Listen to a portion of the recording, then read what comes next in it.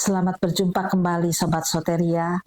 Pada saat ini kita kembali bersama-sama akan melanjutkan pembahasan kita tentang bagaimana seorang penderita luka batin dapat mengalami pemulihan. Waktu lalu kita sudah membahas bahwa seorang penderita luka batin jika ingin mengalami pemulihan, dia harus belajar untuk bisa menerima kenyataan yang dialami, yang dirasakannya secara jujur, ya. Karena apa? Ketika penderita luka batin telah sampai pada tahap penerimaan, maka dia bisa dibawa kepada tahap yang selanjutnya, yaitu tahap pengampunan, ya. Banyak sekali orang yang mengalami kesulitan untuk dapat mengampuni orang yang telah melukai atau menyakitinya. Memang eh, mengampuni itu jelas memang sulit, ya, karena apa? Kalau mengandalkan kekuatan sendiri, kadang tidak memiliki kemampuan untuk bisa mengambil keputusan mengampuni orang yang telah melukai atau menyakitinya. Nah, karena itu penderita luka batin harus mengerti apa yang menjadi dasar dari pengampunannya, ya. Jadi kalau kita lihat sebetulnya penderita luka batin akan dapat mengampuni orang yang telah melukainya, menyakitinya, jika penderita luka batin menyadari juga akan kesalahannya, akan dosanya di hadapan Tuhan. Dan kemudian dia juga menyadari bahwa Tuhan pun telah mengampuninya, walaupun dia seorang yang berdosa, yang suka memberontak dan menyakiti hati Tuhan. Tapi Tuhan bisa menerima dia sebagaimana dia ada dan mau mengampuni dosa-dosanya, ya, walaupun banyak, begitu.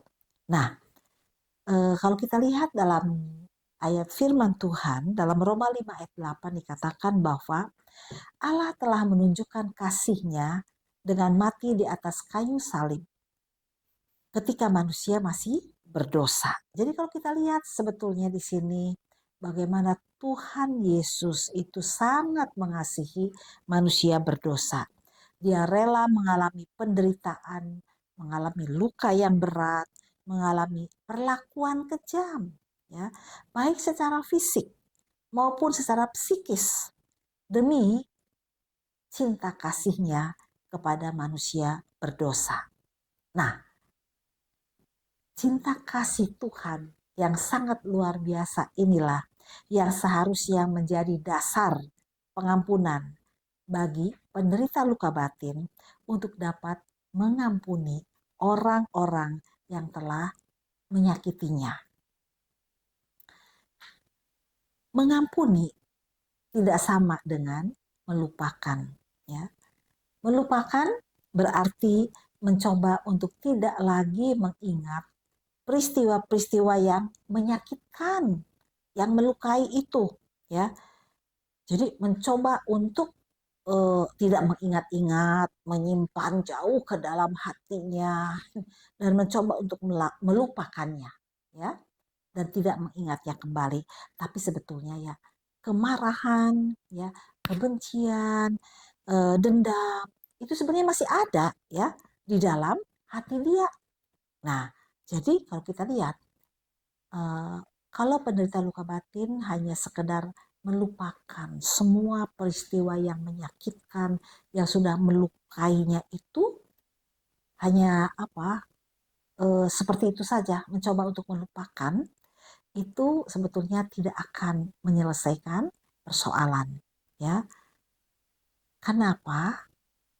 Dia mencoba untuk menyimpan semua itu dan melupakannya, tapi sebetulnya kemarahan itu kan ada di dalam hatinya. Nah, sebaliknya kalau mengampuni itu berarti, ya, penderita luka batin mau mengakui dengan jujur bahwa dia itu merasa terluka, merasa tersakiti, ya, dia merasa marah, terus kemudian merasa benci dengan orang yang sudah pernah melukainya atau menyakitinya, dan mungkin bahkan dendam, ya. Nah, tapi kemudian ketika dia sudah eh, apa ya, memutuskan untuk mau mengampuni, dia bisa mengakui dengan jujur akan keadaannya bahwa aku ini memang terluka.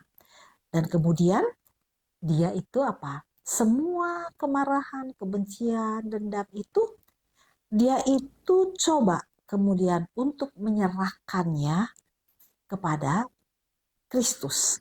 Ya, jadi dia memang mengakui keberadaannya, ini loh aku dengan sejujurnya, aku ini terluka Tuhan, tapi aku mengambil komitmen, aku mengambil keputusan untuk bisa menyerahkan semua perasaan kemarahan, perasaan kebencian, perasaan terluka itu kepada Kristus.